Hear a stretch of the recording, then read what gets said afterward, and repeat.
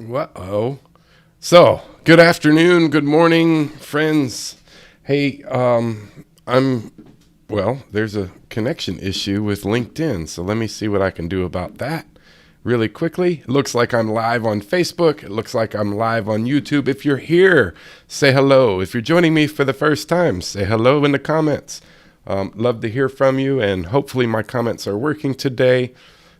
I'm just waiting for LinkedIn to catch up. I apologize for not being here yesterday, but I commit to showing up every day as I'm able. Yesterday I was a little under the weather. I'm still got a little bit of allergy remnants today. I mean, you might be able to hear that. But yeah, so if you're here, I'd love to hear from you. I'd love for you to say hi. I'm going to jump into some thoughts that I have for today. First of all, I want to say congratulations to my church, the Grove Church of Florida here in Titusville. In their celebration of their 10-year anniversary, I had the privilege of serving throughout this past weekend with them as they hosted these wonderful celebration events. We had a fishing tournament on Saturday morning. Friday night and Saturday evening were just these awesome parties that they hosted, an opportunity for people to get together and celebrate with them. And it was just so much fun, so many great things happening, met some great people, had a great time overall. And then Sunday there was these messages. So there's this recurring theme that keeps coming up for me lately, and that's sort of the focus of my message today.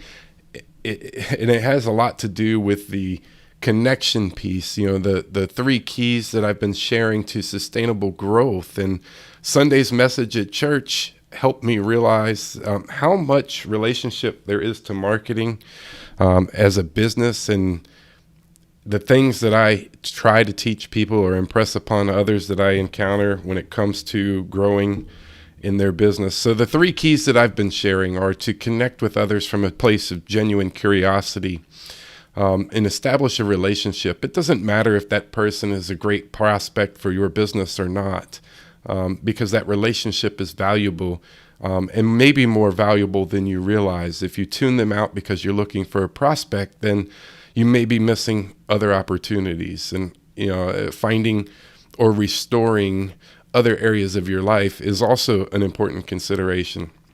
So connecting with them, and then seeking ways to just contribute to their success, looking for ways to help them, is the next key that I've shared. And then finally closing that out with, when it's time to ask, being clear in your offer and your intentions in your offer, and being able to make that ask with confidence.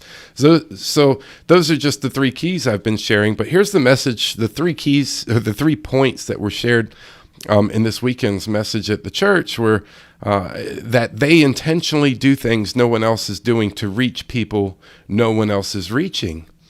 And if you're not doing that as a business, then what are you doing? In order to stand out, I believe that being simple in your message or being clear in your message is a key way to stand out. But what are you doing that no one else is doing to reach people that no one else is reaching? Those are your people, and there's an opportunity there. I've talked before about this concept of doing it unafraid or doing it afraid. And they shared that in their ministry, they enjoy the process of embracing a messy ministry. And that's the same thing as embracing the things that you do without striving for perfection, just being wholly authentic. And then living out irrational generosity was their third point in this past weekend's sermon. And I believe in that. I just shared that one of my keys is looking for opportunities to help others first. And isn't that the same thing? So I thought that was kind of profound, the alignment with this weekend's message and the things that I teach. But then this morning I was looking for inspiration on things to share, something to talk about. And it occurred to me that yesterday evening I attended a small group for veterans, law enforcement, and first responders that connects at our church. And I came across these two plans, these two devotional plans in the Bible app. The first one is The Will of God by Charles Stanley, if you care to follow along. But they talked about 8 ways to discover God's will. And the devotional led through these 8 pieces. I'm not going to go in depth because I want to get to another point here in a minute. But number 1 is communion with God through Scripture, reading your Bible, reading Scripture. Circumstances of life. God speaks to us through the circumstances of our lives. And so we need to be in tune with listening to those circumstances. What are those circumstances we find ourselves in teaching us? Whether it's about business, family, relationships, there's circumstances that can guide our next steps if we're in tune and listening for them. Counsel. God speaks to us through the godly counsel of other believers. Sometimes we need the help of other Christians to know what to do in areas we're unaccustomed to. And this is the same point as the principles of a mastermind. The whole purpose of a great mastermind is to bring people working towards similar or common goals together to share in those experiences and wise counsel of each and every other person there. So I love that point. And then conscience. Being able to discern God's will through our own conscience. It's that inner voice that's telling us what to do or what not to do. And last night I shared with the group that really is a lot like what you might see or hear about when we talk about women's intuition. They often say that instinct that women have is something that we should all be attuned to and listen to. When a woman shares something with us from a gut instinct, we often will find ourselves in trouble if we don't listen. And it's the same thing as tuning into the voice that you're hearing inside of yourself. I don't think that intuition is limited to women. But that's usually where it comes up in conversation is, most of us are familiar with the term women's intuition. Compulsion. So when you're compelled to do something out of impulse, weighing, of course, whether or not that's a negative impulse or a positive impulse. But then when you tune that out, maybe there's something in your business or your life that you've tuned out, consciously, and you want to be able to tune into those impulse reactions when that is being led to something that could be productive for you. Being contentment was the next point. And then communication with God through prayer, lifting up those burdens that you're carrying, whether it's in community with other people or in prayer alone. Either way, that's an important point. But then this morning, I came across this other plan for Born to Lead. And in day 1, their devotional, I couldn't help but see the parallels that they were drawing with the marketing experiences that I've had and the marketing experiences that I've shared with others. And here's, I am feeling a little bit better today, David. Thank you so much for asking. I appreciate you, my friend. This one was sort of profound for me, and I'm going to read portions of this devotional because it just brought so much clarity and things. Good morning, Laura. Good afternoon. It's 12 here in Florida, and I know you're here, so thank you for joining. The Lord said, "If as one people speaking to the same language they have begun to do this, then nothing they plan to do will be impossible for them. Come, let us go down and confuse their language so they will not understand each other." And that came from Genesis 11. After the great flood of Noah's day, God ordered the survivors to scatter across the earth and repopulate, but they had a different plan. They decided to settle in one place and to build a tower that reached into the heavens, making a name for themselves. Because the project was being done in complete disobedience to God's command, He confused their language and they had to abandon their efforts. Lesson learned: if you can't communicate, you can't build anything. A marriage, an organization, or a team. A business. One of the most critical elements of being able to communicate is authenticity. It's important to just be yourself. Too often we find ourselves looking at what other people are doing and we try to imitate them. And we get frustrated when we don't see the growth in our efforts and we don't see the results in our own efforts. And too often when we look around, it's because we're not being genuine. We're not being who we are called to show up to be. So I thought that was a critical element here in this devotional today as it relates to marketing and business. But then it goes further. Another factor in being communicative is being visible. Don't hide behind emails, notes, or instant messages. Show up in person as often as you can. That is a powerful statement. Allowing people to get to know you at a deeper level. Another powerful sentiment as it pertains to growing in your business and your life. And it aligns directly with my first key to sustainable growth that I've been sharing, which is to genuinely connect. Allow people to get to know you on a deeper level. You'll find them more responsive to your plans and requests when they can connect those things to a human. We often think of communicating as only speaking. However, listening becomes a vital part of the process. When you're a good listener, others learn to trust and respect you. And I can't tell you how true that is. When you just take time to listen to someone, and it doesn't matter what it is that they're sharing, when you've expressed and taken time to listen to them, they feel it. Hi, Lori. Thank you for joining. And yes, if you're just joining me, I'm reading a devotional I came across this morning that I found profoundly intersects with marketing and business. Regardless of your role as a leader, whether you lead a team, run a company, or an author, an influencer, or an entrepreneur, communication skills are vital to your success. We should never stop working to sharpen those skills so that the message we send is the exact message that is received. Then they offer some simple tips. Be direct and be simple. Don't hide behind vague or complicated words. This is the Story Brand principles spoken through my morning devotional. Be direct and simple. Don't hide behind vague or complicated words. Simplify your message so that anyone who listens can easily grasp it. The Apostle Paul was highly educated, but he wisely refrained from preaching above the heads of his audience. My message and my preaching were very plain. Rather than using clever and persuasive speeches, I relied only on the power of the Holy Spirit. I did this so you would trust not in human wisdom, but in the power of God. That can be found in 1 Corinthians. Communicate frequently. Again, another powerful alignment with marketing and entrepreneurship and business. Communicate as often as you can and through as many different mediums as you can. People often learn and consume information in different ways, so it's a good idea to give them options. And maybe for you, this looks like repurposing your existing content. Maybe it looks like creating a podcast, creating a YouTube channel, live streaming to 3 platforms simultaneously.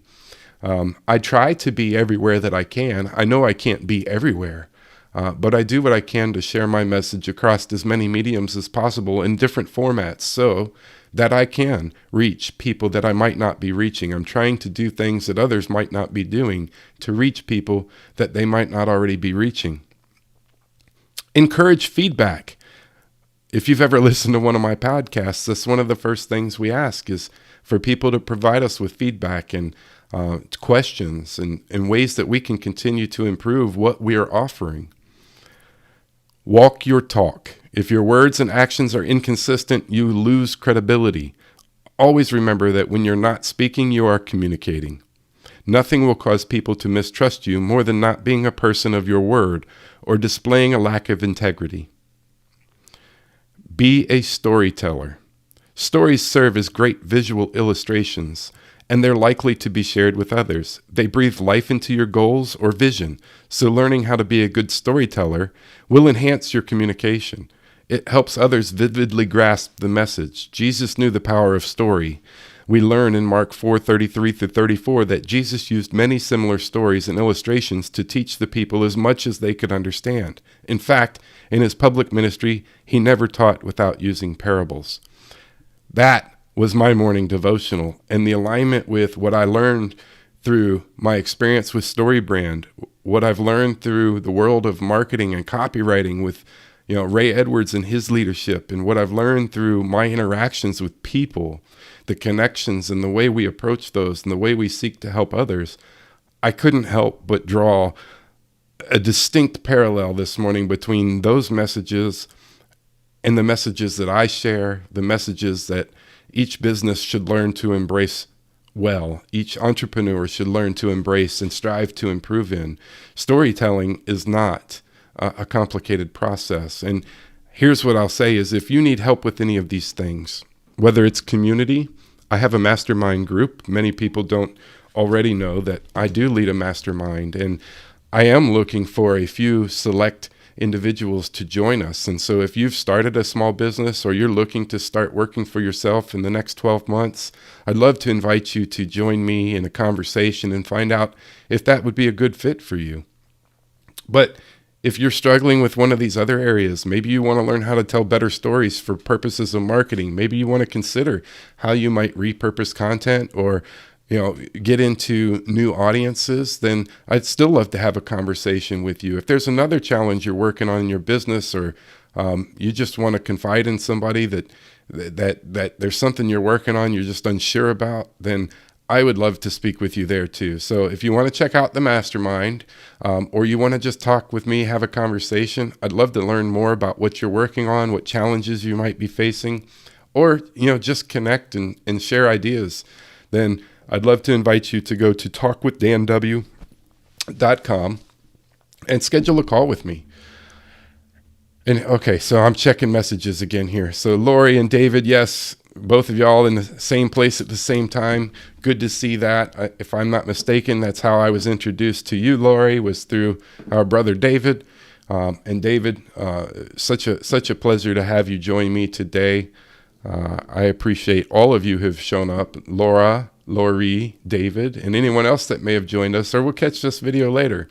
I hope that whatever it is that you're working on, that you're prosperous and that you take time this week to celebrate in gratitude with family, with friends, or if you're alone, I encourage you to reach out to me. I don't know where you're at, but I know that I have resources throughout the world. I have relationships with people all over the world. And if you're alone this holiday, in the U.S., especially as we celebrate Thanksgiving, know that we're happy to figure out where you might be able to go and just join in communion and celebrate with somebody else. Don't feel like you have to weather it all by yourself. So, okay. Oh, thank you, David, man.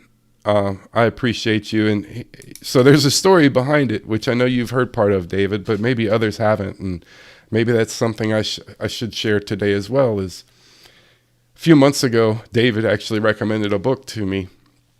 It's called The 4 Keys to Hearing God's Voice, because I found myself in this place where others like David, who's a faithful Christian leader, and Ray Edwards and many others that we are in community with have shared these stories about hearing from God. And I found myself in a place where I was wondering why I didn't feel that way. I didn't feel like I'd had these stories to share with others. I didn't feel like I had heard from God or felt God's presence in my life. And if anybody here has been following along with me at all, or has had an in-depth conversation with me, you may already know that that's one of the areas this year that I've been focused on, is re-energizing my community with, and establishing a better relationship with God and learning what I could learn. Because for most of my life, I'd been to church and I've never had these great experiences. But then I moved here to Titusville in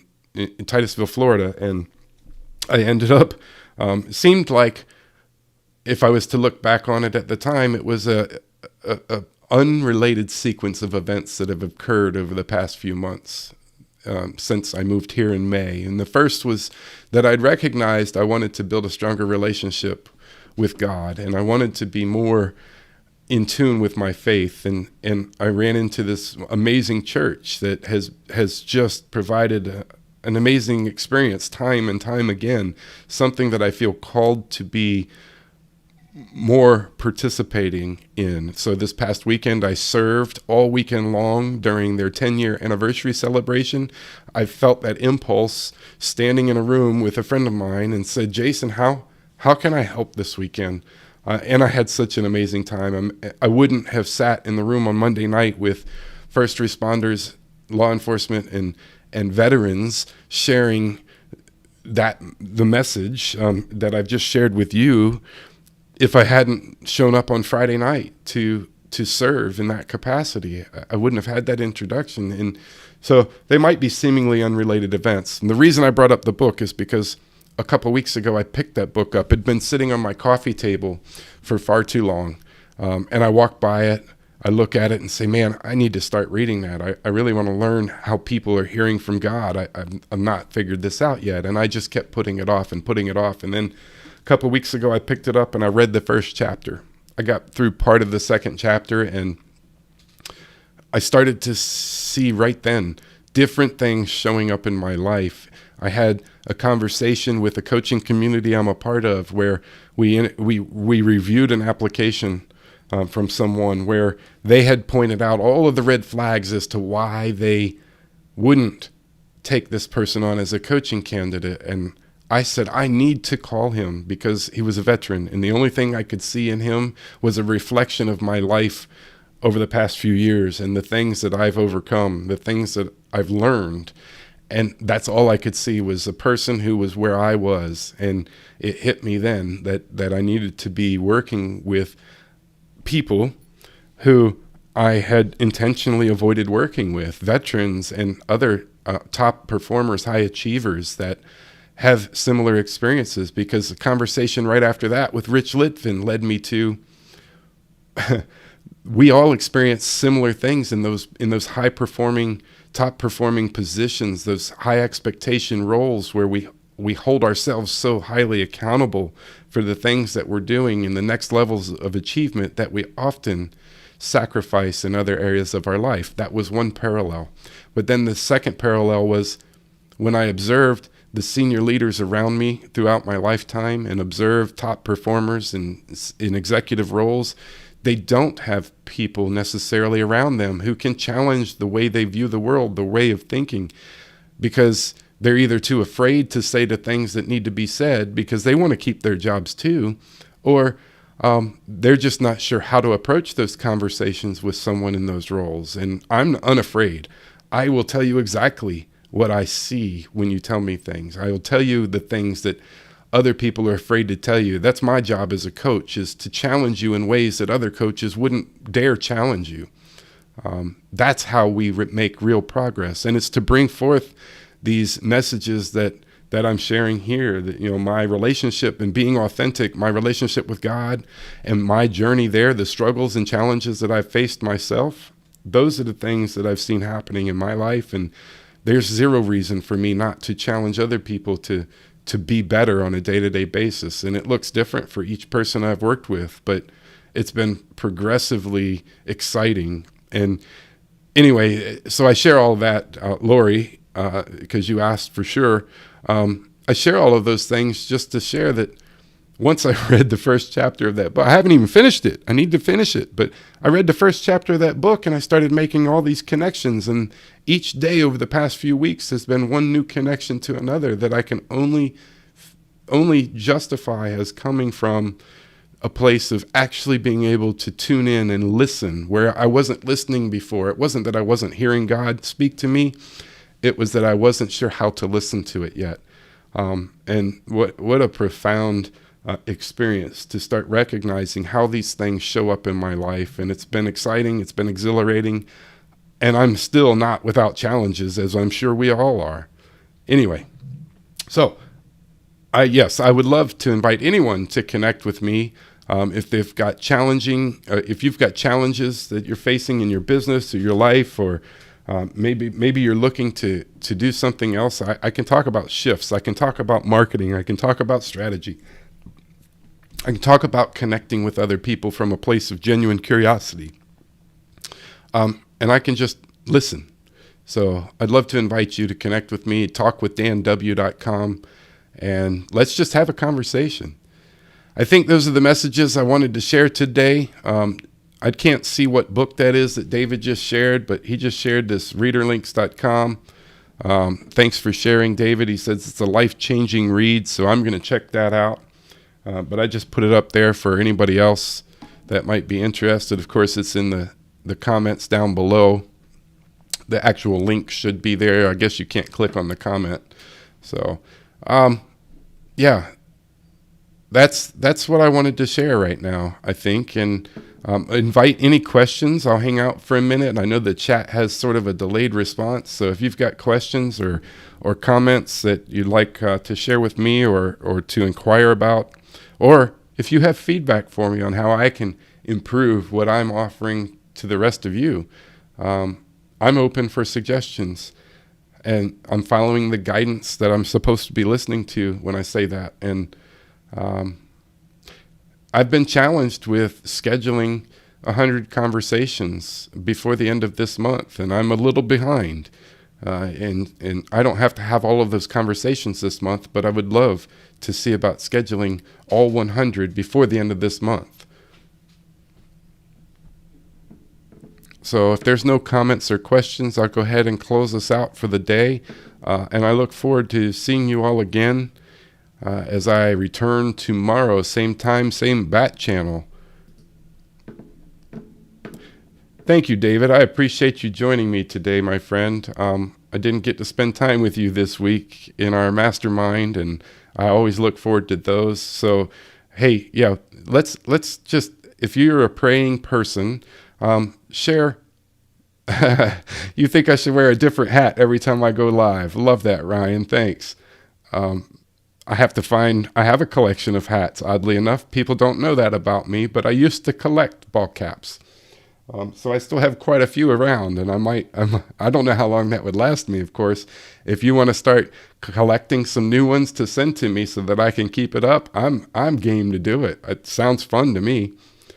And I'm not sure, Lori, are you agreeing with Ryan or are you agreeing with David? David said you're the real deal, so thank you so much for sharing that, David.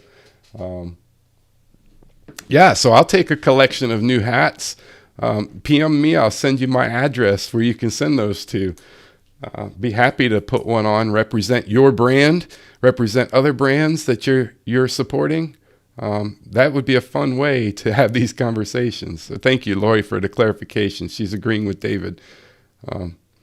But awesome. Well, I appreciate all of you that have shown up today. That's what I was going to say. Look, if you're a praying person, please put Ray Edwards in your thoughts and prayers. And we'll leave it unspoken at that because I don't have the details, nor are they mine to share. But he is a good friend and a mentor. He's a great business leader and someone I've come to really trust in. And I know he's going through some hard times. So I would just ask you to put him in your prayers as well. And Lori says she likes the hat idea too. Lori, I'll put your brand on a hat. I'll wear it too. Y'all send me a message and I'll share my address. If you want to send me some hats, I'll wear a different hat each time I show up. But I don't have enough to keep me going. I have enough to get me started. And I have a few already in mind that I'd like to start with. So I like the idea. Awesome. Thanks for that fun idea, Ryan. And hey, I look forward to seeing you all tomorrow. Thank you again for being here. And y'all have a amazing rest of your day. If you have questions you want to send to me via private message, please don't hesitate. Again, you can schedule a call with me as well, talkwithdanw.com. Enjoy the rest of your day. May it be blessed, prosperous, and less challenging than the day prior.